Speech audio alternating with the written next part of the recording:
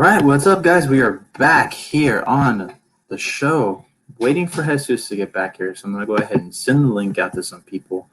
Try to get more people on here, but so hang tight with me while we wait for Jesus to get back and for me to send this link out.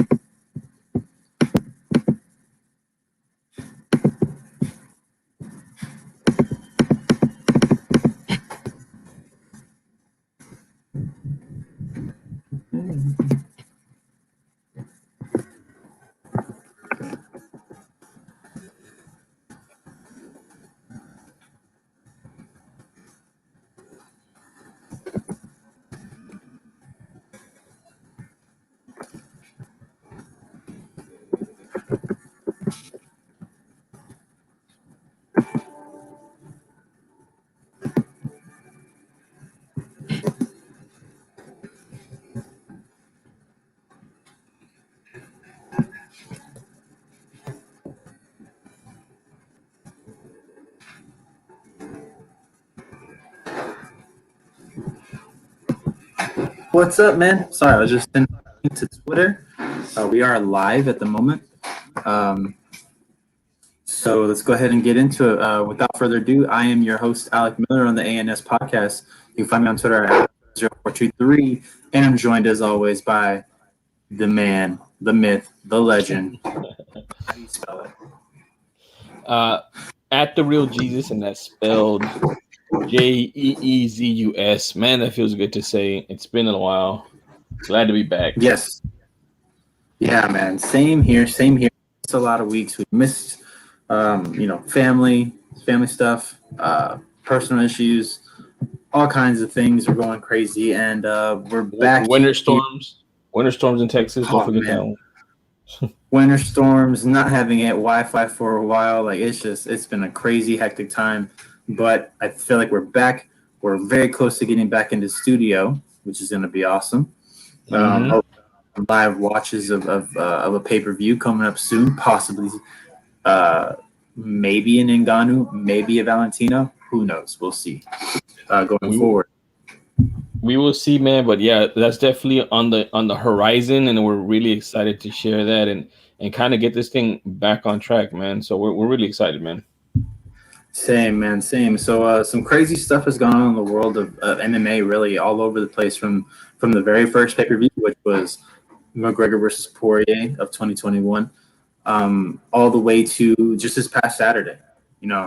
A crazy DQ win, a crazy disqualification, a dominant champion in Nunes, and an undefeated record going away. The 1-0 must go, or 1-0 win away. Yes. Also, the death of a division. The death of a division, because that's some of the. I guess what I'm talking about is the ramifications of this past weekend. But then also, like you mentioned from before, from these first pay-per-views, the Poirier McGregor, something I guess people didn't know about called shin kicks. I mean, I don't know, checking those shin kicks and how to spell the word check from McGregor. So a bunch of stuff going on in the world of MMA, man. It's just gonna get crazier going forward. I mean, they're talking about a show here in Houston in 2 to 3 weeks, since Texas is gonna be opened up super quick.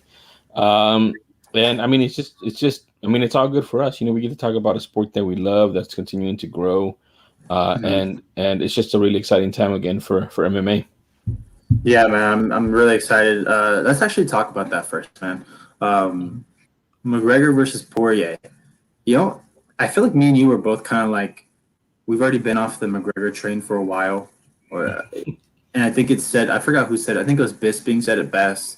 You can't get better at a sport when you're not practicing that sport, when you're not playing in that sport. Mm-hmm. So, like, when I heard, like, so many people were shocked at this result, it really did shock me. I was surprised as hell because I wasn't shocked by this result. I kind of think Poirier is really, really good. He's not a scrub. I think in the Poirier podcast with Rogan, I totally glossed over. I totally forgot about this. He had Khabib in the most trouble that we've ever seen Khabib when he had that guillotine on him. Mm-hmm. Like, people, including me, thought that was going to be it. But Khabib's one tough son of a bitch. You know, he did go, wasn't done. Yeah. But he was really the closest one to have it. He fought a great, like a really great fight against Dan Hooker before after that. Kind of showed Dan Hooker that he wasn't quite ready for the big time, which we found out before this fight that he really isn't for the big time, which really sucks because of the fact of how long he has to quarantine after he is done. Yeah. I mean, he literally just yesterday, I think, hooked back up with his family, which is crazy. So it's like, you know, we feel bad for that, but he had a great fight in there, and then he comes in here and everyone says he made a star of himself, which he did 100%, but I wasn't surprised. I guess maybe I was the minority. People don't believe me when I say I wasn't surprised, but I was calling it from the minute it was announced. Poirier by knockout. Yeah. Yeah. I mean, the thing about it too is, like you mentioned, all the surrounding stuff with McGregor. You can't evolve. You can't continue to see what the new techniques are if you're not practicing MMA. And by practicing MMA, I don't just mean sparring. I mean getting in there and fighting. I mean, he fought last year in January. Then he blamed the UFC for not keeping him busy when he wanted a rematch with Khabib, and it just wasn't going to happen. He wasn't going to skip the line like that. And they offered him some fights, and he turned them down. You know, he turned them down. He wanted to be in front of people because he wanted to get paid. He wanted to get paid more money, which is understandable. I mean, he's like a global star. You know, he's a global marketing genius, basically, to come from MMA. And you know, just to you know, talk about that real quick too. He just sold the rest of his holdings in Proper 12 whiskey for something like $250 or $300 million. You know, so that's on top of what he had sold last year. So I mean, he made probably close to $400 million, $500 million just on Proper 12 whiskey. So he's a businessman, and it's hard when you have all these things going around to just focus on MMA. He's also focusing on getting a fight with Pacquiao, and so he has to keep his boxing skills sharp. And it's just it's too much, you know, to be this, like, he's not a Deion Sanders. He's not a Bo Jackson that can do multiple sports at the same time. And these sports aren't as forgiving as football and baseball, you know? So it was bound to happen. And it's beautiful what DC said in the detail, the ESPN Plus detail, where he goes back and he breaks down this fight.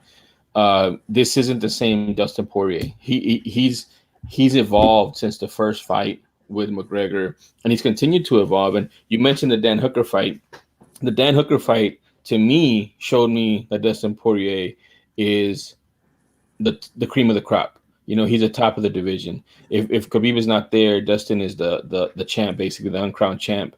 And the reason why is because we had just seen Dan Hooker use his little game plan and tactics to beat Paul Felder with taking the rounds at the end of the round and being very crafty, like what a crafty veteran does, and still giving an exciting fight. And Dustin Poirier took that and said, well, that's not going to work on me because I already know this game. I'm going to do it to you, and I'm going to show you that there's levels. And he did it to Hooker, and he won, you know? And on top of that, man, he's beat a who's who. I mean, if you look at his record, man, and who he's beat, it's ridiculous, man. And I would venture to say, you know, he has some better wins than even Khabib has, man. I mean, he has Eddie Alvarez, he has Justin Gaethje, he has Conor McGregor, and you know, a couple of I think Khabib beat Gaethje and McGregor, obviously.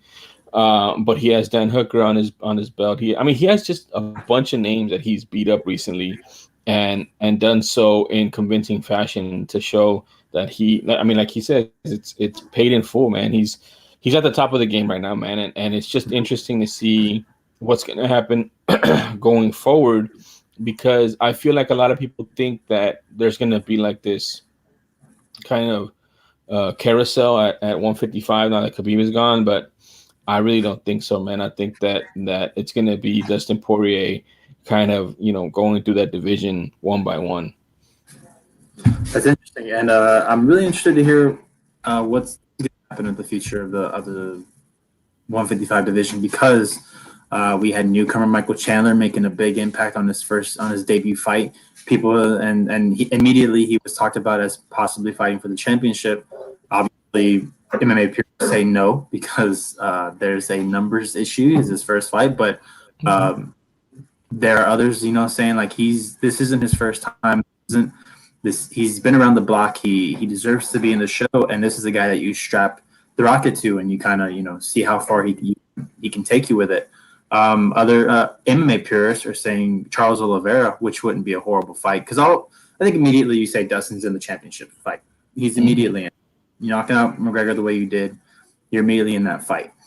Charles Oliveira would be a very interesting fight. He, took out Tony Ferguson handedly, made Tony Ferguson look like a chump, really. And I mean, he did. He's been killing it, and he's been killing the game lately. Others are with the trilogy fight with a Dustin versus Conor, apparently, and Dustin said he wants it, but he wants it in front of fans. And, Conor's been saying the same thing too. And then Texas now being basically opened up full capacity. We're the guinea pigs. Do I think the UFC be willing to gamble on a full card? Yes, 100% I do. They don't be the first one to throw a completely 100% capacity sporting event in Houston would be crazy. Would that be the championship fight? It's hard not to make that the championship fight if it's in front of a crowd, in front of a full capacity crowd. And it's definitely an interesting fight. We can say what we want about McGregor, but it seems like sometimes a losing McGregor, if he might come out better than ever, like he might check some of them kicks. Dude, it's amazing. Like the losing McGregor is equivalent to like, what do they call it? C-level Cain Velasquez and like arrested so and so whoever. Like there's like these mythical creatures in MMA and McGregor coming off a loss. Oh, he's the best adjuster in the game, and he's gonna adjust, and all of a sudden he's gonna eat his leg with the leg when he checks the leg kick or something. I mean, that's just what you know what I mean. Here's what I would love to see in Houston, man. Even though I won't be going, and it's crazy, like, but it's still happening either way. I don't condone it by any stretch, but it is what it is at this point.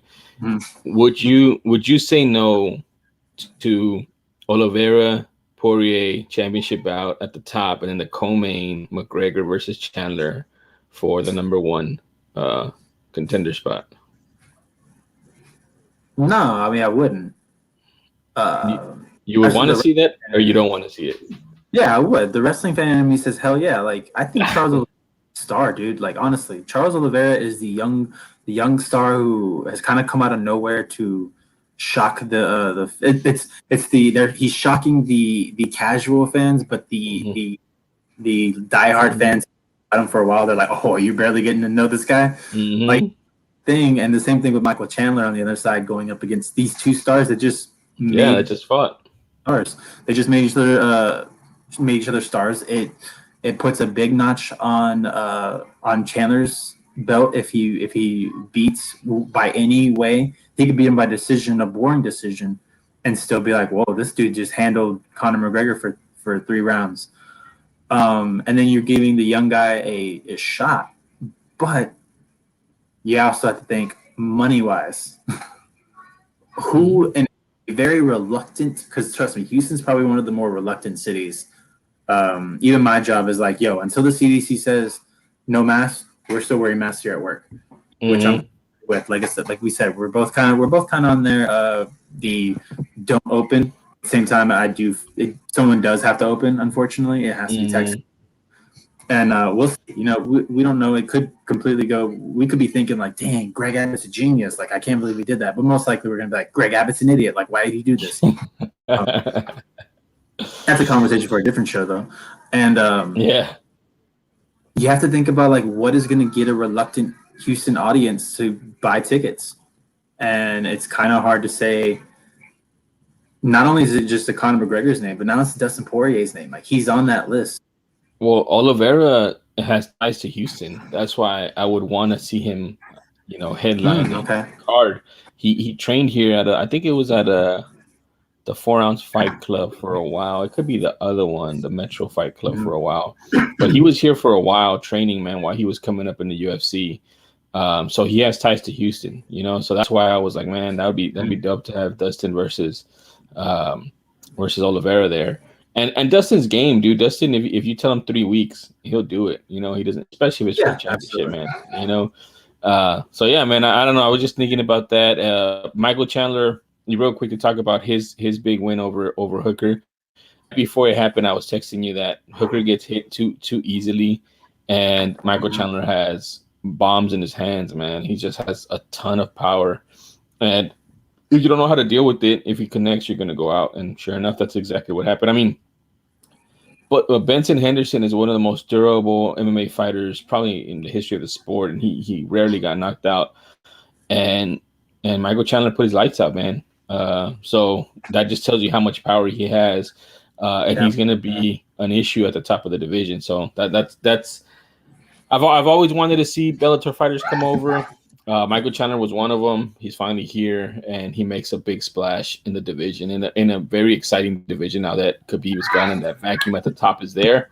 So we have a lot of I think they even asked Dana White for a lightweight tournament, and he turned them down. But he basically said these guys are all going to fight each other in the next 12 to 18 months. So that's the good news from an MMA fan perspective, that we are going to see a lot of these fights happen.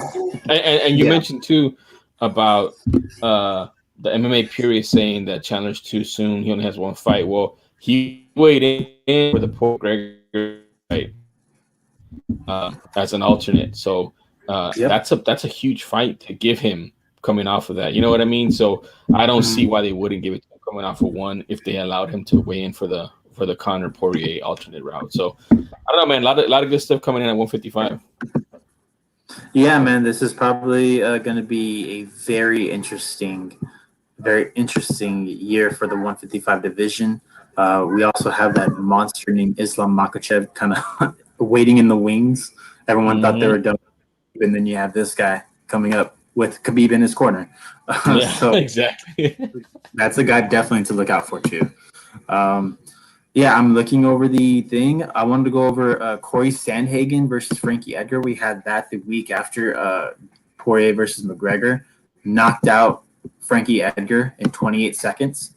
Sanhagen basically saying like that loss to Aljo was embarrassing. That's not happening again. And he, hey, there you go. Hell yeah, I like that. The Stroh's OG for sure. That's never gonna die. I got the patch for the 05. It's pretty cool. Go to Hat Club, man. Hat Club got some dope hats. And Sanhagen kind of saying, you know, I'm next in line, even though events that we'll talk about soon kind of derailed that. But let's go to the next pay-per-view event, which was Usman versus Burns. This is what I think a lot of people were surprisingly looking forward to. I think a lot of people, including me, because you know Gilbert Burns before his first couple fights that I watched, didn't really necessarily enjoy them, but he's proved me wrong.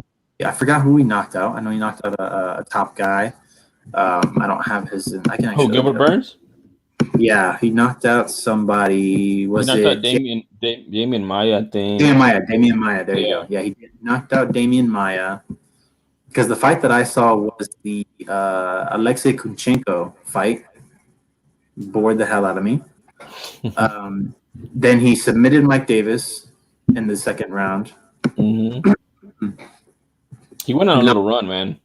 Yeah, he did. Knocked out Damian. Oh no, sorry. It was before that he submitted Mike Davis. Then he had the boring fight with Kunchenko, and then the boring fight with Gunnar Nelson. Oh yeah. Then he knocked out Damian Maia in the first round. Dominated Tyron Woodley for 5 rounds. Threw him around like a rag doll. Honestly, he bullied him. Yeah, and then he gets this fight. So he was scheduled last year, didn't get it. I believe he caught COVID, and he could not fight. So they threw in Masvidal. Masvidal came in on short notice. Went 5 rounds with Kamaru Usman, and Gilbert Burns had to wait. He waits a decent amount of time, the amount of time that I believe you should be waiting after you have COVID. Waits a decent amount of time, gets his fight, and dude, first round, rocks Kamaru Usman. Almost has the victory. Doesn't continue to go for it. Seems like he kind of backs off. It's all about the experience, I think. And yeah. I mean, I can put my 2 cents now or wait till the end after you're done. okay, and then Kamaru Usman goes into the second round. He's starting to land more bombs on him, starting to land more shots on Gilbert Burns, and then he TKOs him in the third round. 34 seconds in the third round. Kamaru Usman's still the undisputed champion. And it was interesting because you didn't get – this is kind of the same with the Covington fight where he respected Gilbert Burns' game enough to not immediately go for the takedowns. And I think that might have hurt him in the beginning. I don't think he expected – even though, I mean, they were sparring partners. They used to be teammates. But I think the power of Gilbert Burns maybe shocked him because sparring speed and power is not the same as regular speed and power. Yeah, they're only going like 80% in sparring. And, you know, my 2 cents on it is I feel like the speed of Gilbert Burns really messed with Usman in that fight, man. Like you could tell he was just slow. Either he was slow or Burns was super fast. And that's what caught him was the speed. And when you have speed makes up for power, man. If you don't have power, but you have speed and they don't see it coming, it's going to translate to power because you don't see that shot coming. I think that's what happened. Now, you said that he didn't have experience. I mean, I feel like Gilbert Burns has a ton of experience. I think what played into his thought process at that time was Usman's now legendary gas tank. You know, and him seeing him spar all those times and him work and grinding that he doesn't get tired. And so he had to make a business decision, basically. Do I unload right now and finish him if I can, or can I finish him?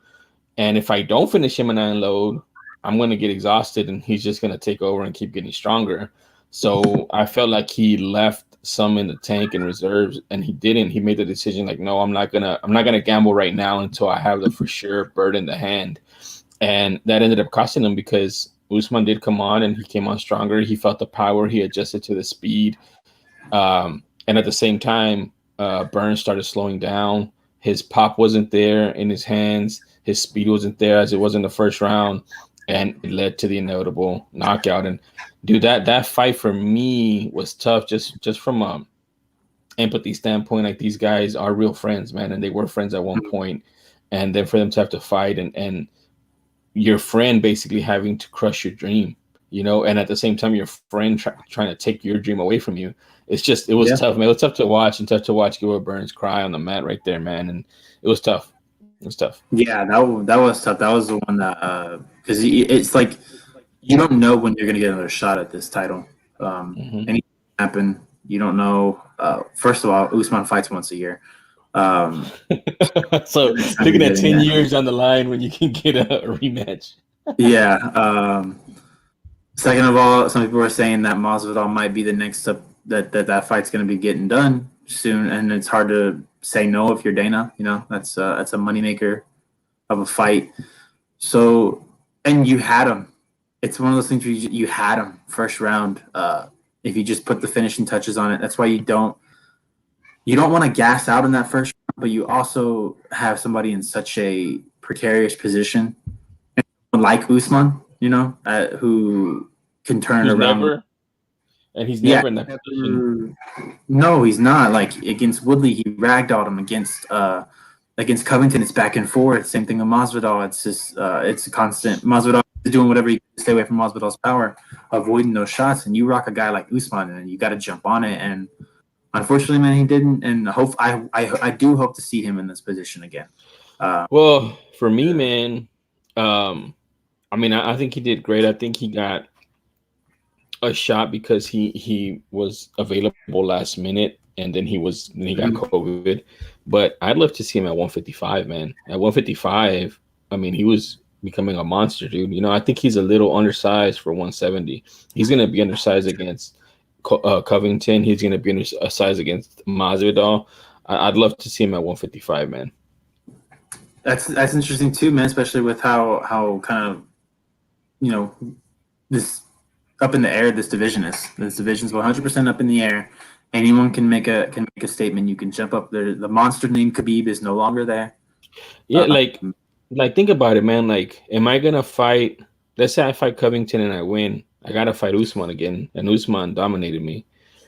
Hmm. Or I have a lot of clout. I have a big name right now. I can go down 155, get one of these top guys real quick, and then I get a championship fight. You know, that's how I'd be looking at it. Yeah, cut the line. I mean, Yeah.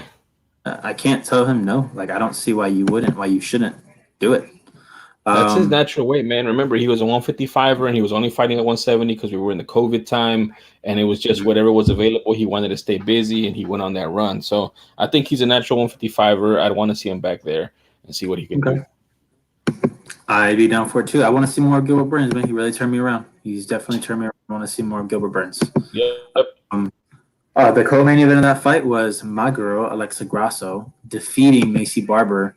Uh, kind of hand. She looked really good, dude. Yeah, I was gonna say it was a one-sided fight, man. And you know what? It has kind of been what we've seen lately. It's been the trend. Fighters are not turning it on when they need to turn it on. They're waiting too late to turn it on. This fight, I want to say maybe I can't remember. There was another fight. It was just they're waiting until the third round, so they're down 2 rounds. Mm-hmm. Because dude, Macy Barber looked great in the third round, looked fantastic. But you got to do that in the second round. You got to do that in the first round. Yeah. 2 losses in a row from the formerly undefeated Macy Barber, the future, as her nickname is. Mm-hmm. But Grasso, I think this move to the flyweight division as a striker for her is really good. She's probably one of the better boxers / strikers in the flyweight division. My only issue is she doesn't really have a lot of power. Go to mom. The only issue is her power. I don't know if she has knockout power. She's not really finishing people. Mm-hmm. She's kind of putting on clinics. The UFC is kind of a place where you want to get finishes as quick, as much as possible. Yeah, I agree, man. The only thing I will say to that is, power will come. She has the technique. She's not sitting down on her punches. She's just trying to be first, and she's also being cognizant of the takedown because she is smaller. So as she fills into the division more, I think she can get a little bit more power and sit down on her punches. I know she hit Macy in the first round with like 1 or 2 solid punches where I think she was sitting down on it. And I think that's why, on top of Macy coming back from a big injury and getting her first loss, I think that also made her apprehensive. And she got down 2 rounds, and so when she was down 2 rounds, she was also thinking about the power that she did feel. And the third round was basically her corner telling her, you have to put it all on the table. You have to leave it all out there because you're about to lose again. And that's when she looked good. And that's when I feel like that was the Macy Barber before she got hurt and before she came back from an injury. So I agree, man. If she can have that mindset going in, which she probably will now, seeing that she's lost 2 in a row. I don't think they'll cut her. She's too young to be cut. She's too much going for her to get cut. But UFC likes to cut after 3 losses. But I doubt they'll do that to Macy Barber. But she would have that in her mind. So I think she'll have a sense of urgency going into her next fight. Yeah, for sure. I think Dana sees Macy Barber as a future star in this in this division, in this sport, and I kind of agree. Where she's got the look, she can have the attitude if she needs to. She's got to put it together. Like you said, she's young. She's not going anywhere. She's got so much to learn. And what better time to learn it than in like when you're in probably not the peak, but you're not even in your peak. You haven't even hit your. Dude, she's not even close, man. Like, learn these lessons now, get it out the way, so eventually when you're in your prime, you're fighting for titles. No problem.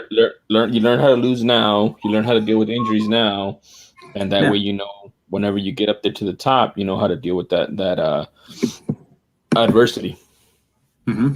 Yes, exactly. Let's see. Anything else? Oh, I want to bring up something. Dana White Contender Series fighters.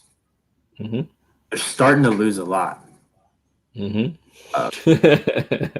I think Dana might have to rethink his giving out contracts to everybody strategy. It's kind of hurting certain guys. Like, it's just It's like Maki Pitolo. Maki Pitolo comes into the Dana White Contender Series and just looks good, looks great coming in, has bombs for hands, immediately gets knocked out in one, submitted in the next. Mm-hmm. I want to say you have Brock Weaver. Oh god, that guy Looked great coming in, had all this potential, immediately gets submitted and an illegal knee, but was losing the fight place. And there was a one more. Oberg, yes, last Saturday. Oberg, yeah, like all these guys, and especially I think Dana loves those O's. He loves those guys that have that has no defeats. Mm-hmm. Aren't those necessarily shouldn't be the guys that you're calling on, or the young guys. Like you should be calling on guys who have losses, have experience, are in maybe the prime of their prime, so they can because they'll really fight more, fight faster, and. Dude, like the guy that he didn't give a contract to last year, remember? The one that he won, but he had a takedown at the end? Yeah. That guy is UFC ready, even though he has like 6 losses or something, but he knows how to win and he knows how to put on an exciting fight, but he didn't give him a contract because when you come to the Dana White Contender Series, you better go for a knockout, not no, whatever. And you know, man, like, I don't know, man. I like to play devil's advocate with this kind of stuff and kind of, it is what it is as far as where they're at. I mean, they had almost no revenue last year besides pay-per-views and stuff like that. So I understand why they had to make those decisions on contracts. They're still making money, but I mean, it's a business and they decide how much money they want to make if they can control it. So that's why they cut all those people, and that's why they gave out all those contracts, because they was cheaper for them to do so. Is it going to be a better product? No, I knew that coming in, because the Contender Series should always be like a feeder system, and they should have, I mean, the Contender Series just should be an ongoing thing where they like those guys just keep going and fighting, and then once they have 4 wins on Contender Series, then they get a prelim spot. You know what I mean? Like that's how it should be. But last year forced them to make it into okay, you win big on Contender Series. This is what people are watching because there's no other sports on. Let's try to make you a star and let's just gamble, and we're paying you nothing. And sometimes we'll hit, and when we hit, we got a gold mine. We got a Deshaun Watson on a rookie contract. You know, that's what we got right here. So we have to pay you more. And if we lose, then we lose and we cut you, and we just keep it going, you know, until we can get back to having people in the stands. And I think they had to do that. You know, I think Dana White had to do that. And I don't say had to do it. Like, they could have obviously stayed the course and they wouldn't have made money or maybe lost some money.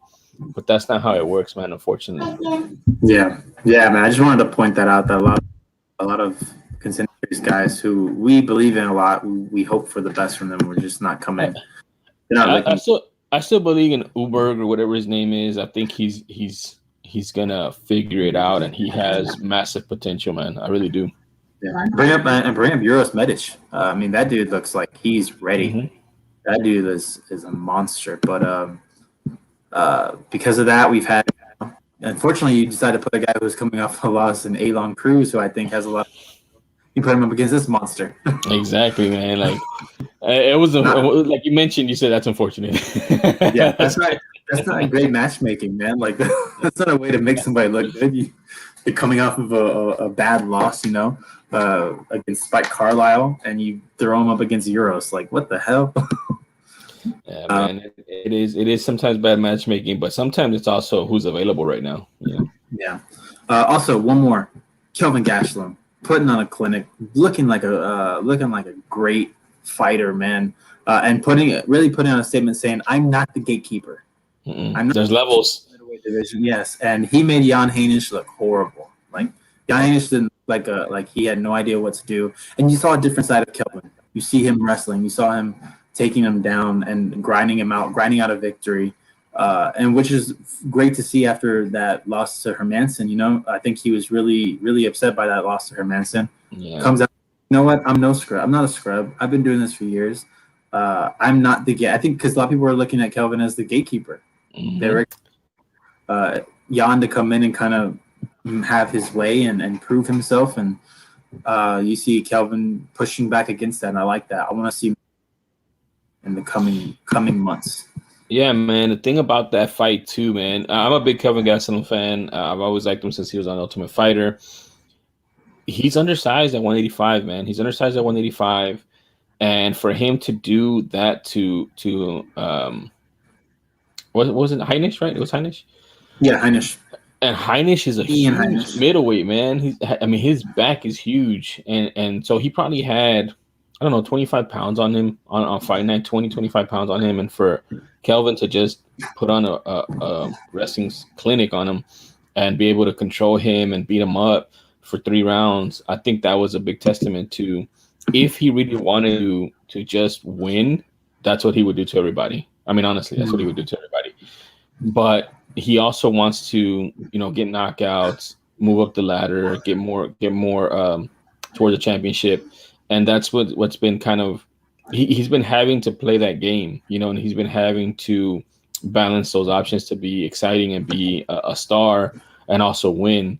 And so when it came down to pay brass tacks, he's like, I'm gonna wrestle this dude. I'm not gonna strike with him. You know what I mean? This guy has a ton of weight on me. He has a ton of power on me. I'm not even gonna give him the chance, like they say. So he just wrestled him, and I think he obviously he's not a gatekeeper for like top 10, top 15, but I think he might be a gatekeeper for the top 5. Like I want him to get on a little winning streak to see a rematch with Adesanya, because he gave Adesanya problems, but I mean, there's other fights for him too. Like he hasn't fought Whitaker, has he? I don't think he's fought Whitaker. Has he? No, he hasn't fought Whitaker.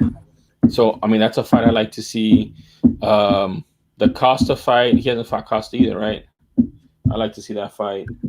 That'd be great. But that, I mean, if he loses to Whitaker, if Costa loses to Whitaker, yeah, I mean that'd be a month. Yeah, that'd be a good fight, man. I mean, so there's some exciting fights for him at 185. I'd like to see him at 172 just because of the stuff we talk about. I think he'd be. Can you imagine him at 170 against Usman? I mean, he can wrestle with him and he has speed. The problem is he's a hard time cutting.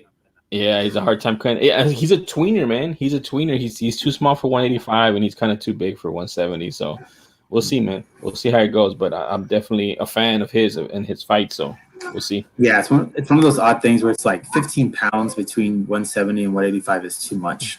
Why isn't there a 175 or a 165, 175, 185 if you're going all these? Like, it's a weird jump. Same thing with 185 to 205. But because Dana White is a purist and he just wants to keep it how it's always been, and he doesn't like change, and he's old. He's an old. Well, that's what it is. All right. Before we get to one of our boys, is there a new star in heavyweight? Tom Aspinall submitting on Kowski. I just thought that was interesting. He has looked pretty good in his. He's pretty good in his first couple fights. He is well rounded. He's got power. He can work the ground. This is a guy I would like to see kind of start pushing himself more, fighting more of those top guys. Andre Arlovski is a good name to have under your belt. It doesn't make me say like you're ready for the big time, because he is kind of on the way out. At this stage in his career, yeah. Yeah, I like to see him get another name though. Yeah, man. I mean, it's interesting. This week we talked about those 2 cuts that they had, Overeem and Junior Dos Santos. Those guys were getting paid a lot of money at heavyweight, and they just haven't been producing, and they're just a little bit past their prime. Again, heavyweights stay around for a lot longer because it's so difficult to find human beings that size that have skills and that skill set. So yeah, man. I mean, having a win over Andre Arlovski is good, but it's not the best right now, just because Arlovski's towards the back 9 of his career. But like I mentioned, those 2 cuts, we're gonna see some new blood infused into the heavyweight division. He's one of them. He's been really well. He's been really good.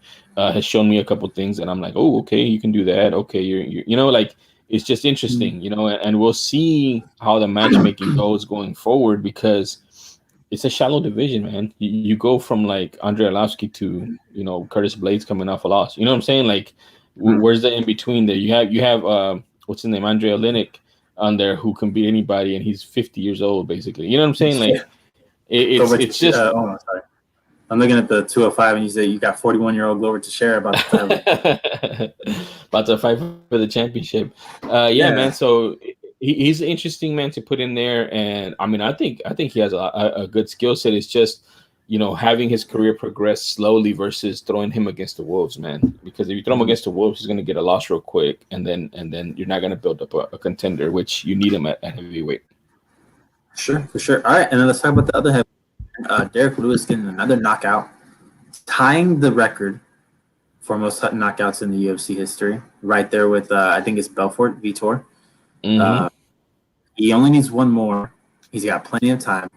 I think he's in a good 2 more years. He's gonna break that record. He might add a couple on the record. Well, dude, he's a heavyweight, man. He got at least 8 more years. He's 36, so he got like, you know what I mean? Like, if he averages one knockout every 2 years, he's gonna have 4 more knockouts. So he's gonna break the record, man. Yeah, man. And it's the interesting thing about this one was his interview. He said he didn't feel great. He said he felt dead. That he couldn't get going. This is Derek Lewis dead.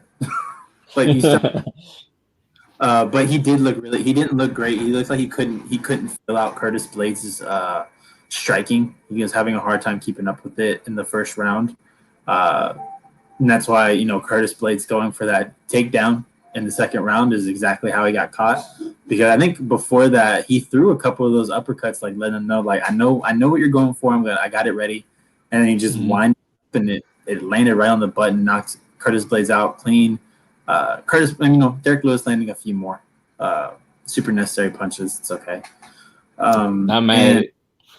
No, I'm not either. And pushing down a Curtis Blades who is surging in the way that Dana hates by the way he normally does. Actually looked really good in the beginning of this fight and ends up getting knocked out for it. It's like, you see what happens when I do what you say, Dana? I lose. But Derek Lewis, man, this dude's never ceases to amaze me. Yeah, Derek Lewis has had a career resurgence with his knockouts and his interviews, and he's just a lovable guy, I guess, which is weird because, I mean, he's a very menacing figure that has knockout power, and it's just crazy. But as far as Curtis Blades goes, man, I mean, you can chalk it up to the MMA guys. You can chalk it up to, I mean, I'm very, I don't know, by the book and less risk. So I understand his mindset, but you added risk by telling everybody in the world that you're going to take him down and I'm not going to stand and bang with him. You have to keep your opponent guessing at that level. At the UFC level, you have to keep him guessing, man. You have to say, I don't know, man, I might want to stand. I want to kind of test my knockout power. And Derek Lewis is going to be happy. Okay, we're going to stand and bang and then not worry about a takedown. And then he doesn't throw that uppercut and now you grinded him out in 5 rounds. But because you said, well, I'm not dumb, I don't want to end up on a poster or end up on a highlight reel. Guess what happened? You ended up on a highlight reel. So it's just, it's at that level, man, there's just so much mind games and stuff. You can't let your opponent know what you're going to do. You just can't do it. And he made that mistake. He made that mistake and he paid for it dearly with some super necessary shots. And at the same time too, he was talking a lot of mess, man. And I remember, man, I guess I like confident. I just don't like cocky. And he was on the borderline of that. And it happens, man. It happens. You can't be that way and not expect to get a comeuppance. And he's already had a comeuppance. He's already lost once to who did he lose to? Ngannou, I think he lost to. I think so it's just and at heavyweight, man, these guys have so much power, dude. You can't. I don't know. Well, I mean, it is what it is. He's still a super talented guy. He needs to mix it up more, not tell people what he's telegraphing. I mean, that shot that he did was from so far away, man. It was from so far away, and it gave Derek Lewis enough time to throw his punch and land on the button, and it was game over. And even then, I think in the first round, I think Derek Lewis threw a knee as well when he was coming in on a takedown. So he's ready for it, man. He had a knee for him. He had an uppercut for him. It just didn't work out for him. So Curtis Blades to go back to the drawing board. He's going to be able to beat a lot of people with his wrestling. He's a big dude. He has to cut weight to get to 265, and you saw how lean he is. He's very muscular. So he can ragdoll a lot of people. He just got to be more, I guess, it's not necessarily humble. It's just he just has to be more cognizant of his strengths and weaknesses. And if he's gonna grind it out, that's great. But you can't telegraph it, man. You just can't telegraph it. Not at that level. Yeah. Not with the guy who Ngannou respected his power. Like Ngannou Exactly. a lot of Derek Lewis's power. And that dude is a monster. So you Yeah. can't decide what your plan is. I mean, think about that, dude. Ngannou respected Black Beast's power, but he didn't respect Rosenstrike's power. So what does that He tell wouldn't you? walk right through him. So Exactly. what does that tell you, dude? I feel like Black Beast is at the very top of the power rankings for power itself. You know what I'm saying? Yeah. It's him. It's him. It's like he's 1A, and then Ngannou's like 1B. Like they're like right there. You know? Absolutely. I agree with you on that one. All right. Not really much to talk about. Gagne is still undefeated. Good for him. Oh god, that freaking fight, man. Yeah, it's just it's one of those things where and I was expecting big things from that fight because it's two guys that can bang, that can go, and it was just Gagne did the smart thing. He took care of Rosenstrike. He didn't do anything bad. It's just that's not necessarily what you want for a main event. Not at all. But you can't blame Gagne, man. He's in the driver's seat of hype at heavyweight. And it was a big fight for him. He can't lose it, so he has to be very risk averse. Now, I will give Rosenstrike. It was Rosenstrike, right? Bad. I guess bad juju going forward on that because this is his second fight where he fought like that and he was getting beat. He just got bailed out on the first one against Overeem. Overeem was freaking lighting him up, dude. The whole fight, basically the same fight that happened with Gagne, and Rosenstrike just got lucky at the end and blew his lip wide open. But that's two fights like that. I feel like this is more of the Rosenstrike. This is more of who he is at the highest level when somebody's gonna game plan him and just outstrike him versus the other guy that we know that knocks people out. I don't think that's the real Rosenstrike. Yeah, and I'm right there with him. He was knocking out kind of lower guys. He wasn't knocking out. Yeah, and he's not 6'4", man. I'm sorry, he's not 6'4".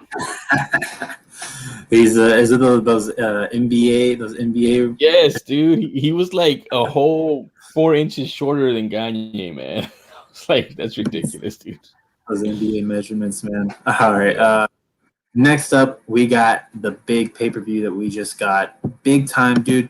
This was one of those cards, man. From the beginning, fireworks, man. Knockout, submission, knockout. Sean Brady is a monster. This man needs to be feared. This man does not stop. Same thing. Trevin Jones is crazy powerful. Uros Medic, really great. Lemos, kind of shocking from me. I wasn't from Lemos, but she slept Souza.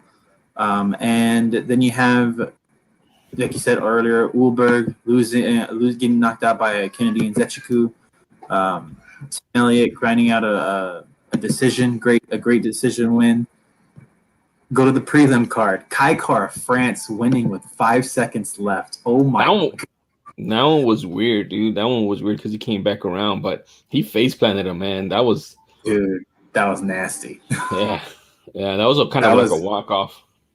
Yeah, it was a walk off. It was weird. It was very, very confusing at the end because Herb Dean because it looked like Kaikar walked off. And Herb Dean just kind of is walking forward, doesn't call the fight yet, and I think Kaikar realizes he's like, "Wait, what?" He runs back, yeah.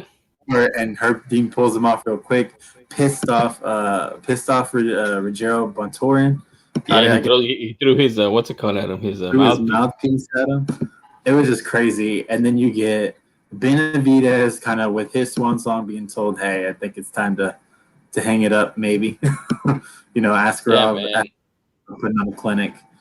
Dude, Askarov is a beast, man. Yeah, he's undefeated too. He does have one no contest or one draw, I guess, but he is 13-0, but he does have that one on the other side. Who's the draw? Who's the draw against? I don't. Oh, let me check. I'll look at it. I think we saw that one, dude. I think we saw that fight. I don't know if it was here because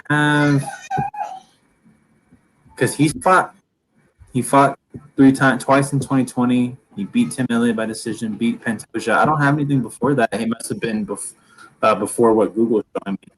But I'm not sure who the draw is. All right, I'll check it out. All right. And then you had right after that, Kyler Phillips and Song Yadong, a really good fight. Kyler Phillips is made of some. This dude is crazy. He's a really good fighter. Song Yadong, and I think this guy is a zombie. He's the Chinese zombie. This guy took so many cracks that should have knocked him out. Yeah, He man. should. That was a good fight, though, man. That was a really good fight. I think that might be fight of the night for me. I don't know if it was for anybody else, but that might have been fight of the Okay. night for me.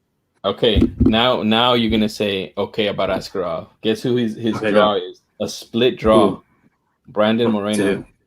Oh, dude, this guy. We saw that fight, dude. We saw that fight. Okay, so man, this guy might be getting ready to fight pretty soon. Maybe a Roybal. Yeah, it was on the Rodriguez versus Stevens undercard in Mexico City, and I remember Moreno got stung in the first round, I believe, and then he came back and made it interesting, and that's where it was a split draw. Okay, I think I remember that too. But yeah, man, maybe a Brandon Royval. That'll be a good fight. Lost to Brandon Moreno, which man, if he could have just lasted 3 more seconds, it would have right back into place, and we would have had 2 more rounds, maybe, or maybe not. Those two probably would have fought until they were dead. And then Dominic Cruz, man, showing that he is still Dominic Cruz against Casey Kenny, showing the reason why people love watching Dominic Cruz. This man, the angles he throws things at is so awkward and so weird. I love how Casey said like that was like weird back in the day, but there are fighters that we planned for with that, and he couldn't do anything against it. Yeah, so what I was telling, because I watched this fight card with my brother and my cousin, celebrating my son's birthday, and the thing about the Dominic Cruz, what he unlocked was those angles and the footwork and the in and out, and it's just the thing about it is there's no rhyme or reason to it. It's what the opponent does that makes his move, so you can't game plan it. It's not like boxing. Boxing's you stand in the stance, 1, 2, back, and then you step back. So that's a little rhythm, or then 1, 2, 3, 4, 5, and then back. You know, like you do a combo.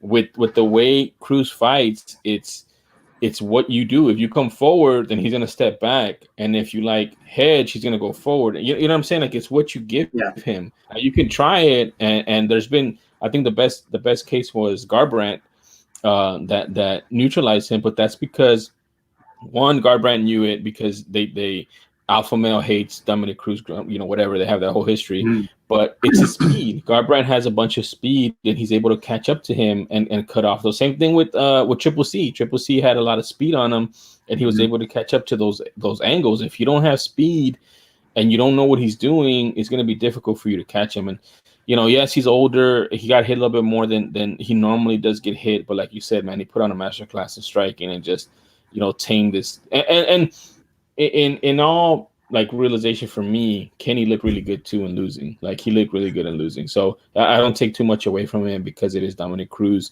and he kind of I guess he got the best out of that loss. You know what I mean? Like he didn't lose, he didn't get knocked out, he didn't get like extremely dominated. He kept coming forward, but he just didn't know how to deal with it. Yeah, it was a win-win situation for Casey Kenny. If you lose, you lost to Dominic Cruz. If you win, you just beat Dominic Cruz. Like it's one of those things. I was trying to think a fighter that he reminds me of, Dominic Cruz. It's like Eddie Gordo, dude, from Tekken. Like he's gonna hit you in all kinds of ways. Like you don't know where this damn thing is coming from, but if you don't know how to use them, you're gonna. Yeah, dude. It's weird, dude, because he throws these like. And I've only seen him do. He throws these weird up jabs. Like they start at the bottom and then they go up, and they can't like see him, and it throws off their timing. And that's just one of the things that he does. You know what I mean, dude? Yeah. If you like that fight, man, go back and watch some of Dominic Cruz's early fights. Like even the one against Uriah Faber was a good fight, but his footwork is just impeccable, man. Yeah, and like Rogan and DC said, he hasn't been in a lot of wars. He's got a lot of I think he's still got a lot of miles left in him. If he wants to. Yeah, if he wants to. If he's like, you know what? these kids don't understand. TJ's coming back. We're gonna see TJ coming up soon. Oh God. TJ was talking mess about Aljo. I don't want to hear anything about TJ, man. I don't want to hear anything about TJ. Well, then we get into the main card, and one thing. So I was in this Discord talking the fight. It was during it was after the Rakic and Santos fight, and to me, I'm like, okay, you're on the main card, Rakic. You're on the main card. You're fighting Thiago Santos, who went 5 rounds with John Jones. Show me something.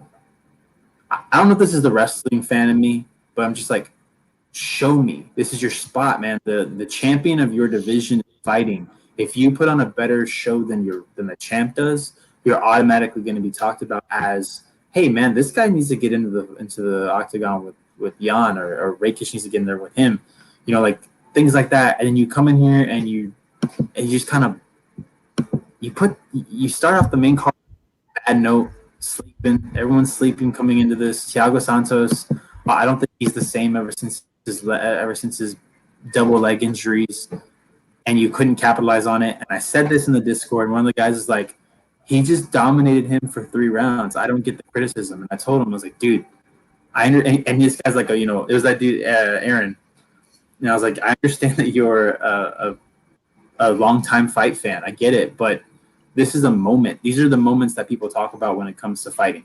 Like, you have to be able to do something and pull out these crazy victories, pull out this knockout victory or a submission victory. And you kind of did what you had to do to win. It's the same issue that I have with like Caitlin Chikagian, just does enough not to lose. And that's what she did. That's what Rakic did. Wanted to see more. It's okay to have that criticism, guys. You can criticize while guy dominated Thiago. I get it, but there's moments and there's little highlights that you have to hit. I think that's fair criticism. I also think that I don't know. It kind of asks a lot. I mean, if you look at it, it's the same thing that happened to Gagne. Gagne is a heavyweight and he's at the top of a card for the first time, and he didn't do anything with it because he had to win. I think that's the same thing with Rakic. Rakic knows he's on a card where the title's at the top of the card and you're on the same schedule as the champ, so that means that you can fight at the same time as a champ, so he knew it. He doesn't. The only loss he has is a split decision against Ozdemir, and that was a tough fight. That was 3 fights ago. And other than that, he's been knocking out Jimmy Manua, Devin Clark. So, and he just beat the last 2 challengers for the division, for the title, which is Thiago Santos and Anthony Smith. I feel like he's kind of inevitable. Like, he's gonna be up there. His skill set is up there. Maybe he'll let it go when he gets up there against Jan. We don't know, but I mean, I get the criticism. I'm not too worried about it. He deserves some criticism, but he went in there and he did his job. He took his lunch pill in, his hard head, and he got the win. And now he's going to be looked at as a challenger probably after Glover Teixeira. So, all right, fair enough. All right, next we have the monster that is in the midst of the 155 division, which is Islam Makhachev. This is a monster. I'm afraid of everyone that's going to be put in front of him. You're probably going to get mauled. That's exactly what happened. It wasn't. I mean, dude, it's just Khabib, and I don't want to say 2.0. I mean, it's a carbon copy of Khabib. I mean, he's just gonna wrestle you, ragdoll you, beat you up, make you break you. I mean, he broke him, dude. He broke him, and he couldn't win anything like that. Like, sometimes when you're losing, like, okay, like whenever in basketball, when they say you can't hit a shot, well, go get a foul and make a free throw so you can see the ball going. He wasn't giving up anything. He wasn't giving up position. He wasn't giving up wrist control. He wasn't giving up what is it, like the when they were tying up, like nothing. He was giving nothing. Like, you lost everywhere in that fight, man. It's crazy.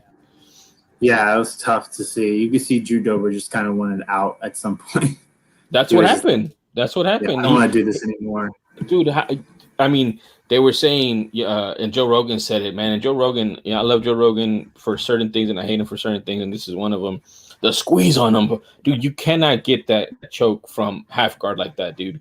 You have to be on the other side of him, and then you're supposed to. I mean, I think at one point they called it like, yeah, he was looking for a way out. Remember when I talked about McGregor and getting choked out by Nate?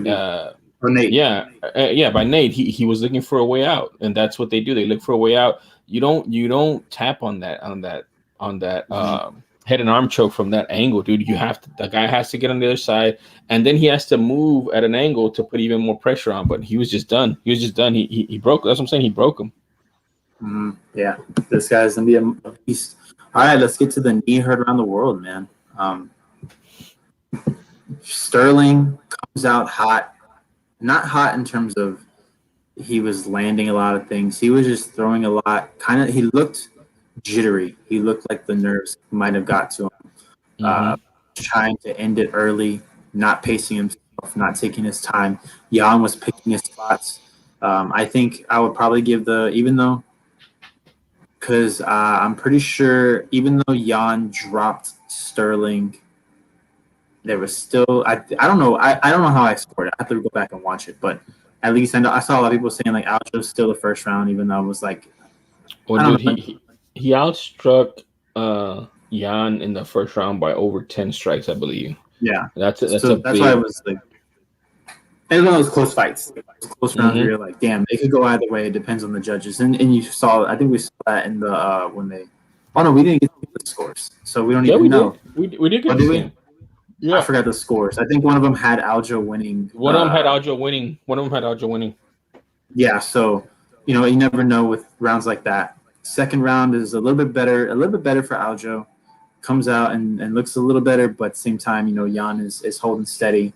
It was those takedowns that Jan kept doing, like you said, those trips that you mentioned you didn't necessarily respect because he was doing them against lesser opponents, but now he's doing them to a wrestler like Aljamain Sterling, and throwing him down like it was embarrassing. But at the same time, Aljo's throwing a lot of stuff that he's slipping, which means he's throwing too much.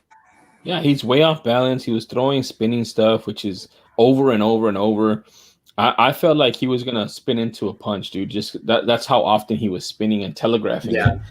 But yeah, man, I agree. He was very jittery at the beginning. He was like using a lot of energy for no reason. Like he could have accomplished a lot of what he did without using that much energy.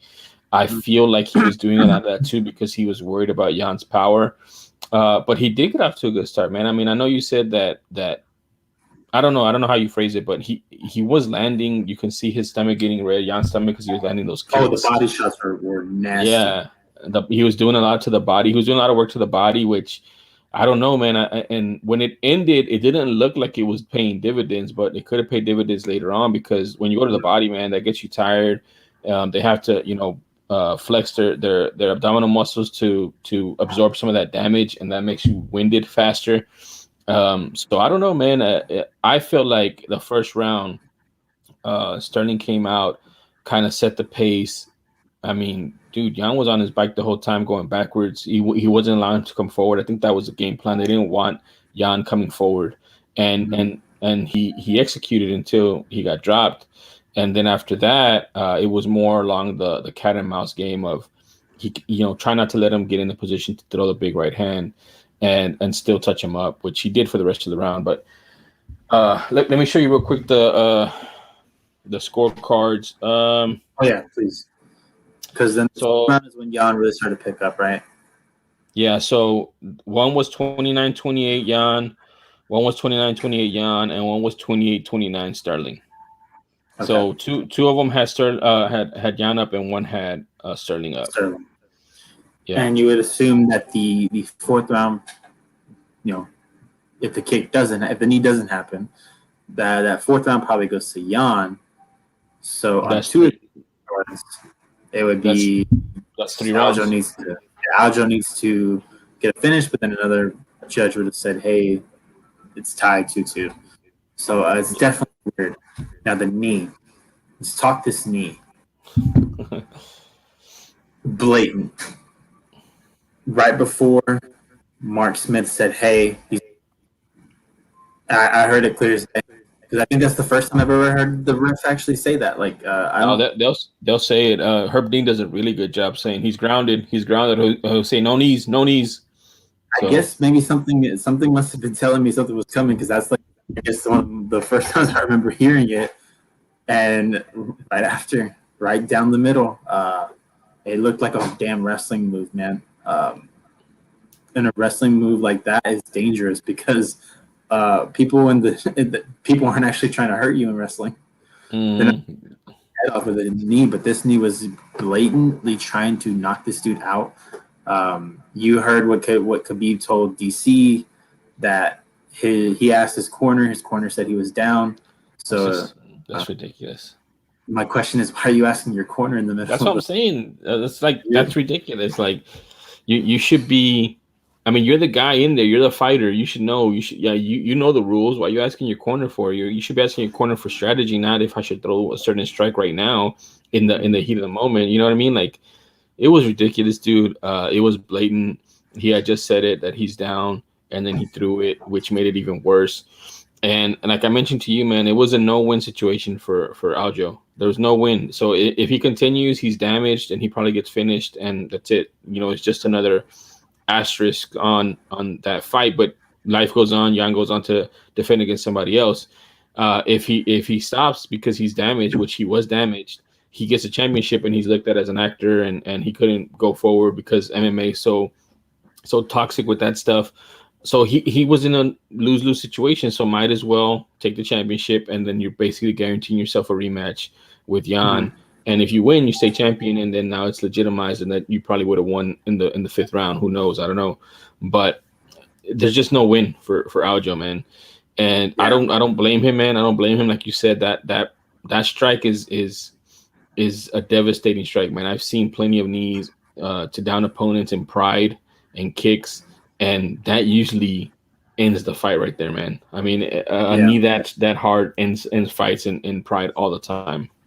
So yeah, man. It's to a defenseless opponent, you know. Like it's similar to like a knocking off a receiver's head if you're a corner when they're trying to catch the ball and they're up in the air like this and you slam into them. Like it's to a defenseless player, defenseless fighter. Like he had no way to defend himself. I understand he was on the knees, and so people were saying he was stalling the fight. Like doesn't mean the dude deserved a knee to the face. mhm. There's no way you can kind of justify it. I mean, obviously, I had to get off of Twitter. I had to get out of Facebook groups. I didn't even respond in one of the discords that I was on where someone said, "Give the Oscar to Aljamain." I was like, "Dude, that's not how you. That's classless. That to me that's gross. Like, I don't Mhm. want to like." So people are saying like, "How you don't know what anybody goes through?" First of all, I've never had a concussion. I don't know what it's like to have a concussion. So I don't know how you would react, how you would recover, how you would do anything with a concussion. I'm also not a doctor. How am I supposed to tell you what he could have handled and what he couldn't have? Like it's just gross, man. Like Dude, it's not only that, like but this. like I don't know how to react when I get a concussion. I've never had one, but at the same time, like he's doing that in front of hundreds of thousands of people. Like the spotlight is on him. You know what I mean? And Mhm. I just feel that again, it was a no-win situation. You know what I mean? So he just did the best with it. Yep. Let's say he continues. They're taking maybe 2 points away from Jan, right? Yeah. So they take 2 points away. Then at that point, he's up one round going So into then the. he'll He, win and they'll still illegitimize Aljamain's win. yeah, yeah. So yeah, I mean, there's just so many things that could have happened. And I've seen them go both ways. I've seen it where the guy wins on points, and I've seen it where the guy gets finished in the next 15, 20 seconds. You know, why Yeah. do that? It was an illegal knee. Jan did the illegal tactic, and he got what he deserved for it. You know, like he's a champion. He's at the top of the game. This is the premier fight league in the sport. You can't make dumb moves like that. Now, if you want to have a conversation around they should make knees legal, you know, and kicks legal, we can have that conversation. But these are the rules. These are the rules that you've been fighting for. These are the ones that you've been doing, you know, for the past however long you've been in the UFC and got you the championship. You know the rules, man. Just don't throw that kick. That's why you lost your championship. Mhm. So I'm not mad about it, man. I saw some of the IG posts that Aljo did where his team is telling him to call himself champion, that he has to believe he's a champion, and that's part of it too. Like his team needs to build him up and say, dude, you're the champion, man. You worked hard for this. He threw an illegal knee. He shouldn't have done that knee. You're the champ. And I kind of like, it resonates with me. Like Aljo's worked hard. I mean, from when he got knocked out by Moraes to where he's at now, he's a tough guy. He has a ton of skills. He maybe doesn't have the greatest fight IQ, I guess, when he gets in there, or maybe it just didn't work out the way it was supposed to work out with Jan, because he was winning in that first round. So for me, it makes me happy as a fan that we are going to get to see a rematch right away. even though Aljo has been hinting, trying to get Triple C out of retirement to fight him, which also, I mean, I don't mind it either. I think that'd be a great fight too. And Triple C's the real champ. He's a lineal champ to me because nobody took the championship away from him. So I don't mind it either way. Jan deserves to get punished by throwing that illegal knee, and taking the belt away is fine. If you also want to punish him and not giving him an immediate rematch, I'm not worried about it either. He shouldn't have thrown that knee, and we wouldn't be in the situation.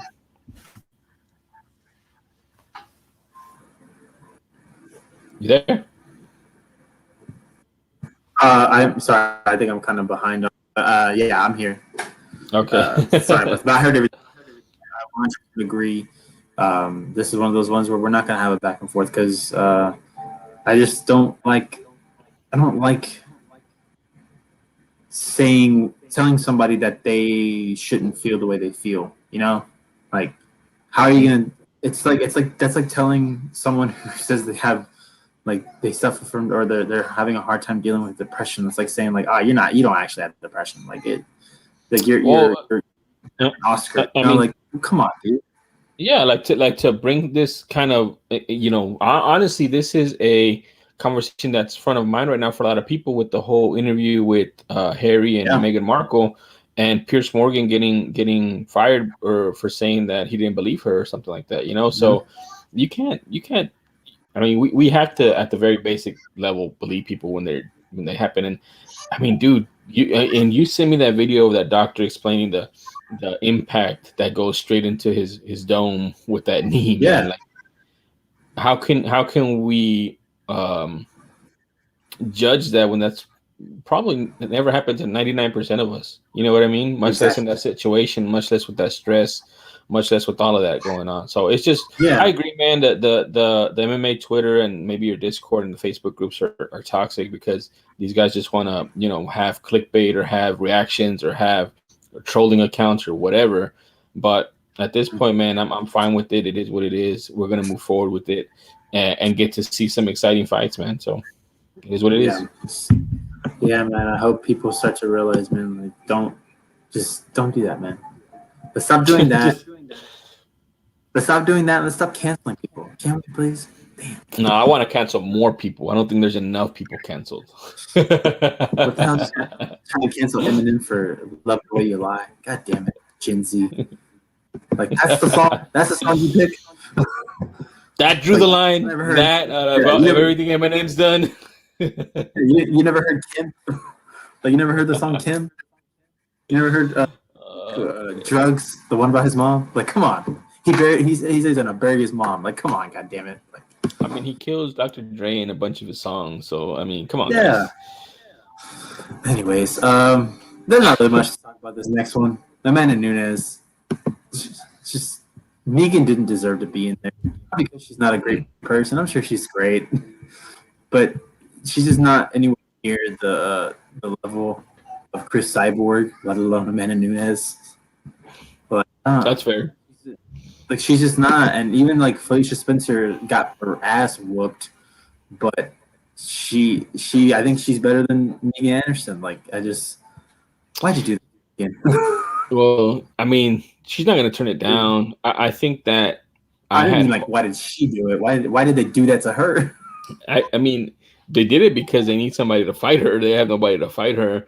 I mean, that's also a complete breakdown on the promotions part. I mean, you're promoting champions and you don't have people to fight. You need to go find those people, whether they're in one championship, Invicta, whatever. You need to find fighters for her to fight.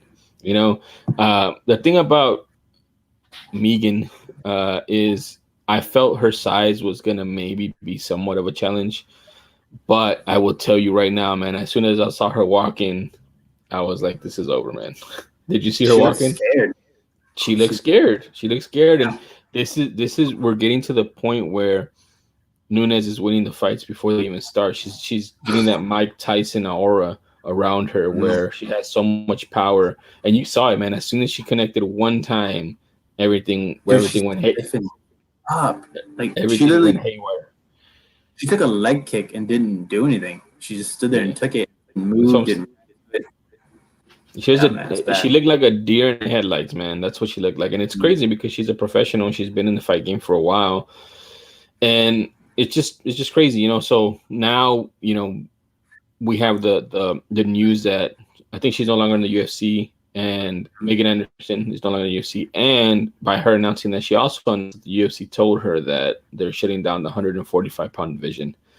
Yeah, So that sucks. That sucks because there's women out there. I mean, Cyborg was out there. We never got to see the rematch that we all wanted to see. Would Cyborg have adjusted?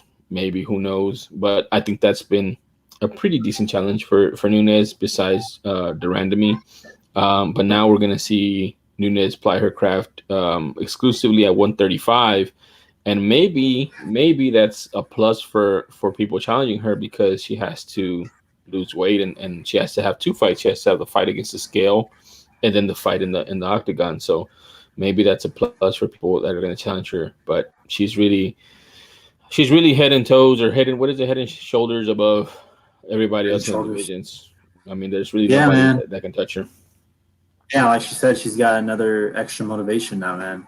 Like when you have a child, like you different year, man, and Hey, and I believe Joe Rogan's response to that, like, are you saying you're better now? Like, yeah, I am. And he's like, okay, that's that's not scary. right there with them, man. Because yeah, I mean, when you have a child, you kick into a different gear. She might have had her best training camp, like probably had her best fight camp leading up to this. Waking up every day, seeing your child, going back into the gym and just knocking it out, man. Like you get a certain kind of burst of energy when you Mhm. first. And she didn't have to go through the physical part of having a child. Like she's good. Mhm. Yep, Honestly, agreed. like I'm afraid to see Nina answer off in the ring because I mean she's jumping in quick. I know she's got a fight coming up soon.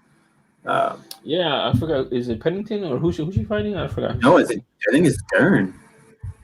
Oh shit, that's true. I remember. Yeah. Yeah, I think she's fighting Mackenzie Dern. And I mean Mackenzie Dern had a hard time adjusting to coming back from having a child. So maybe they're sharing notes. I don't know. But I Maybe mean after the fight. Mackenzie Dern looks great though. She's been looking really great in her last couple fights.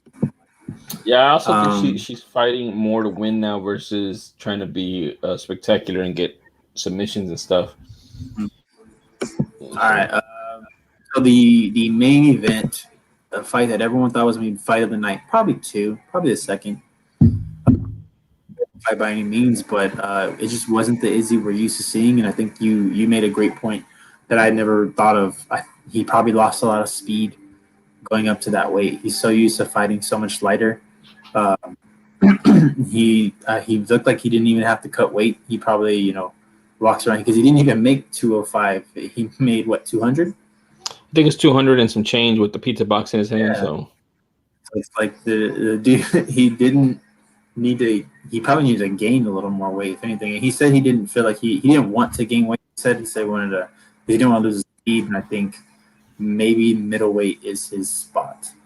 I, I don't know, man. I feel like because we even saw with Anderson when he moved up to 205, he did lose some speed, but he was still way faster than Anderson. the light heavyweights.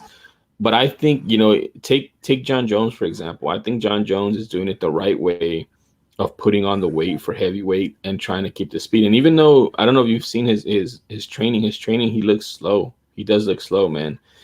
So you have to adjust to the weight. It's not something where you can say, "Oh, I just won't cut weight and I'll be as fast." And I think that was Izzy's mistake too, because he had such a quick turnaround from the Costa fight to this fight, and thinking that he was going to be the same, and he wasn't, and he wasn't prepared for that. I mean, I think I sent it to you. I don't know, but they have like a video of all the times that Jan hit him with a jab, and how many times did he get hit with the jab in middleweight, Yeah, dude? It was rare. It was just rare, you know. yeah, So he got hit more than I've seen in a while. At least since the Kelvin fight.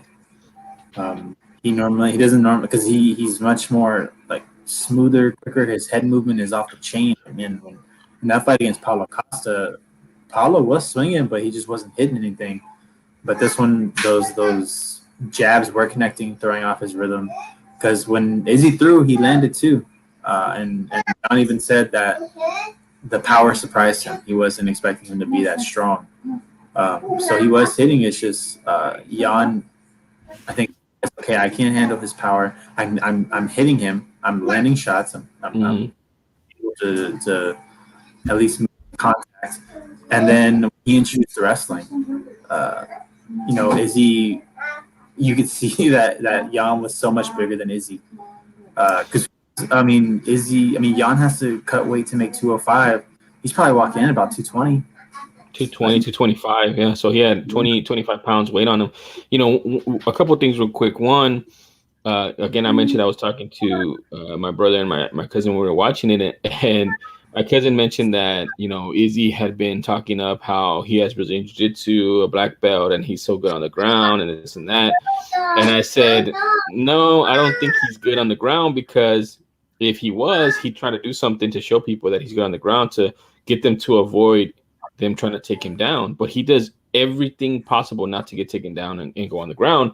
And as soon as he hit the ground and you saw that he wasn't doing what he needed to do to shrimp up and to get the positioning and to get full guard, he's like, my cousin was like, oh yeah, he's not good on the ground. So right away we could tell. And then on top of that, you exasperate that problem of being on the ground with a guy that's heavier than you, so you can't just power out of it like you've been used to at 185. Because at 185, he's up towards the top end of power, even though he's so skinny. He's just like Anderson Silva. He has a lot of power for that frame. At 205, you don't have that power advantage, and you're going to get held down. That's exactly what Jan did. You know, Jan, you mentioned that he said that he was surprised by the power. He thought he had less power and more speed, but in reality, he had more power and less speed. And that was surprising to Jan. So I think the speed was a big factor, man. Jan was able to handle the speed, and then he found out he could handle the power, and it was game over from there. You know, he was competing with the best striker in the game on the feet, and it was close. And then when he incorporated the takedown and just dominated him, then that was game over after that. Yeah, man. And you've kind of been a detractor of Jan. I haven't been necessarily 100% in on him, but at the same time, when I saw the Dominic Reyes, I was like, man, I think we got to say something. And you were still kind of hesitant. Now you've kind of you said he changed his game plan mid-fight. It's one thing that we always talk about. You got to be able to change that game plan in the middle of the fight. If it's not working, it's not working. Ditch and figure out a new one. And he did that. He was able to get takedowns, because the takedowns came in the 4th and the 5th round. Right when the championship rounds. So, good on Jan. He's going to fight Glover next. And you think, imagine 41-year-old Glover winning the belt. It'd be cool. I'd be happy to. Glover Teixeira is a great guy. He's funny. He's humble. He's a hard worker. He doesn't have the best athletic skills or skill set, but he tries hard and he works hard, and he just continues to grind. As far as Jan goes, man, I haven't been a big fan of him. I feel he's slow. I feel he's basic. But he wasn't in this fight. And you could be negative and say, oh, it's 185er going up, but it's the best 185er going up, a champion. And I don't know, one of the best ever at 185, really. I mean, he's right up there with Anderson. So, he did show something. He showed me something. Am I 100% on board? No, but at the same time, I keep picking against him and he keeps winning. But I will say, and credit goes to Jan too, because afterwards he told DC, now I'm the real champ. That's what he said. And DC told him, you've always been the champ. You've been the champ. Like, you're the champion. You have the belt. You won the belt. Nobody's been able to take it from you. You're the champ. So he also feels it. He feels it. He also feels the detractors. He also feels that at some point he wasn't the real champ, and at some point people don't think he's a real champ or he has a good skill set. But after that fight, he felt it, and that's also big too because you have to believe in yourself, just like they're trying to get Aljo to believe in themselves. So I think he's a champ, man. I think he still has a lot to write on his book of being a champ. Glover Teixeira is a beginning. Rakic is probably going to be the second one if he gets past Glover. And it's just, I mean, I don't know. It's fun. It's fun seeing a guy that you don't think has the greatest skill set, and then him come back and be able to put it together and start putting some wins together in the UFC at the highest level. So it's very interesting to watch. Again, I don't have 100% faith in him, especially against Glover. Like I told you, I feel like it's going to be Rock'em Sock'em Robots, honestly, and that's gonna make for a good fight, though. Yeah, definitely. So it's kind of like Jan is my Gilbert Burns, I guess. Like the way I felt about Gilbert Burns, he's kind of turned around. Jan's kind of done the same thing with you. And you know what? We don't take away from these fighters because we have any kind of personal feelings against them. We don't dislike them anyway as people. It's just things that we see in their games. I think you were kind of like you didn't understand why I didn't like Gilbert Burns. You were just like, okay, it's your preference. And same thing with Jan. I was like, after Dominic, I was like holding like, hey man, like he proved it. And now this, I mean, seeing him make the jump that he did, because I mean, at least in the Dominic Reyes fight, that wasn't about game plan. That was all about Dominic wasn't ready for it. Maybe wasn't expecting that level of striking from Jan, and Jan came out and made him pay for it. This one was a lot more of, I think you see Jan fight as a champion, fight a champs fight. Said, hey man, like if you're gonna beat me, you're gonna have to beat me. You're gonna have to knock obvious, and that's what you get when you have the champion's advantage, right? The champion's advantage, beat the champ, and he didn't, and Adesanya couldn't handle it. In terms of Adesanya, go back to 185, accomplish everything that you want to accomplish at 185, and because he did say he wants to go to 205 again, but the next time I see him fight at 205, I want him to commit completely to 205. I don't want him flip-flopping from 185 to 205. Like what we said, like 185 and 205, that's 20 pounds, man. Like that's a lot. It's not the same as Nunes going from 145 to 135. It's different because it's only 10 pounds. This is 20 pounds against some of the strongest mother effers that you could see below. This is below heavyweight. These guys, heavyweight's the strongest guys, light heavyweight right underneath them, and probably not very far from underneath them either. What does that say about DC winning 205 and heavyweight at the same time? I mean, that's wild, man. And really, the only guy who ever beat him was John Jones and Stipe. Well, in fairness, John Jones will only beat him one time because he's been disqualified 2 times, basically. And Stipe, it took him twice, and the last one was much more of a contest. Mm-hmm. Because the last one was where Stipe had to grind out a win instead of working that body the way he did in that second fight. Because dude, those body, you could see every time Stipe threw that body punch, you could see DC was just hating it. I even mentioned it. Sucks. Those. I mean, I think he's broken down those body punches on himself. But yeah, man, I agree with you. Whenever it's easier to be a double champ at the lower weight divisions because there's only 10 pounds in between, like Triple C 125, 135. But this big weight difference between 185 to 205 is not something that you can. And I think that's why Anderson did it too. Anderson didn't try to go for the championship at 205 because he knew he had to pick and choose the guys that he was fighting that were slower, that were maybe not the best, not highly ranked, just to put on a show for the fans and to be able to prove to himself that he could beat a 205 pounder. So I agree with you. If he does go to 205, he needs to do it the way John Jones is going from 205 to heavyweight. He needs to take the time, put on the weight, train the weight, train the speed, get faster, get bigger until you have to cut weight to get to 205 so you can feel like you felt at 185. Yeah, definitely. I agree, man. But at the same time, man, keep fighting on 185 because those fights have been incredible.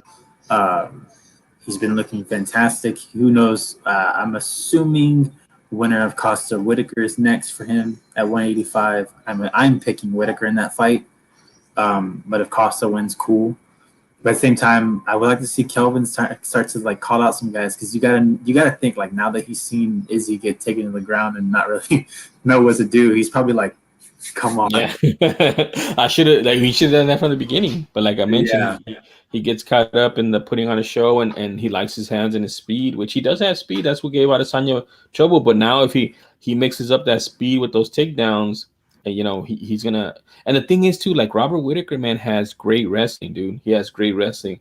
Why doesn't he use it? Why does it now? They're seeing, okay, how do we keep him down? How do we put him in his bad position? So it does open up a lot more at the 185-pound division to challenge Adesanya, where Adesanya looked like a beast because he wasn't able to get taken down. They just have to figure out how to hold him there. Yeah, man. All right, well, that's been the card. We got Edwards versus Bilal Muhammad coming up this upcoming week. That's going to be an exciting fight for sure. Remember the name. Bilal Muhammad. I can't wait for that fight. It's gonna be a really good fight. I want to see. I don't think there's really anything that I want to point out. Yeah, the lower card is one of those cards where you're probably writing it off, and then it's gonna end up blowing pretty my good. Yeah. I'm not looking anything forward to anything. Yeah, just don't have expectations, and then you get surprised. Absolutely. And then after that, we have Brunson versus Holland in the middleweight division. Another big one to look at middleweight. Maybe a contender comes out of that fight.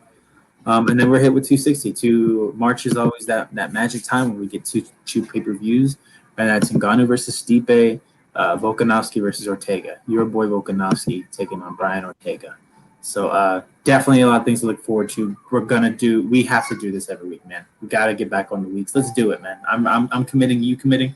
We're committing, man. We got to do it. We're gonna be launching a new Instagram page as well, and we're gonna be all over it, man. We're gonna be all over it. We're gonna be on it like white on rice. We're gonna be doing what is that thing on Twitter? The what are those things called at the top of Twitter? They call that? I forgot. I don't know. You know what I'm talking about? Those rooms or whatever they're called. We're gonna do all that, man. We're gonna do it all because we want to be out there. We want to have the community show up, and we want to have these conversations, and it's just a lot of fun, man. We love talking MMA. Exactly, man. So I don't know if you want to go ahead and what's the word? I don't know. I don't know, man. I have like brain shutdown sometimes. I want to plug anything. God damn it. Just the Twitter, man, at the real Jesus. That's JEEZUS. I've been talking a lot more, but trying to communicate a lot more and comment on stuff a lot more. I try to stay away from trolls. I don't like trolls. I don't like to feed them. But I have my opinions, and as you can see back here, this is one of the posters that I put up right here. It says UFC 136, Edgar versus Maynard here in Houston that I went to. So I've been around a long time with the MMA community. I've been going to a lot of these fights here locally here in Texas. So at the real Jesus, JEZUS, if you guys want to have a conversation about MMA. Yeah, and you can find me on Twitter at Miller0423. You can find me every Monday on the Red Glare podcast with my friend Paul. We try to keep it Houston sports, but every now and then we go a little bit out there with just genuine sports discussions. The draft is coming up, so we're going to probably talk about a draft. We'll see what happens. Free agency is about to come up in the NFL, so we'll be talking about that. You can also find me at Nerd Entertainment Network on YouTube, where every Thursday night I do a show with my man Hunter Chambliss called Sinister's Movie Night. And every week, we pick a movie, we watch it beforehand, we come over and we talk, we discuss the movie, and we talk about what we liked about the movie, our favorite scenes, our favorite actors, and at the end, we will pull up the Rotten Tomatoes score, and we will decide if it was underrated, overrated, or properly rated by Rotten Tomatoes. So far, we have done Superman the movie from 1979 or 78. We have done Glass from Dusk Till Dawn, 1996. I believe. Us, that was an interesting discussion because I hate Us, and Hunter loved Us. He tried so hard to convince me, it didn't work. That's funny. the week before last, we did Man of Steel, and now this coming up on Thursday, we're going to be doing Zootopia. So, Oh, nice. Oh, yeah, underrated. random. Underrated. At the end of every movie, we're gonna be at the end of every show. We tell you the next movie, so you can keep along with us and join in the conversation, man. So I hope y'all are there and see that Thursday nights, 8 o'clock Central Time. So that's really all I got to say. Oh, Take Two movie shows coming back, guys. Take two movie shows coming back. I'm already lining up lining up Eric, lining up Ricky, who will be back on for the Take Two movie show. That's it, guys. Appreciate y'all joining us for the ANS podcast. 2021 is going to be big for us. I'm really looking forward to it. So just keep in touch, stick around, and we'll see you guys next week for this episode. Peace out. AMF.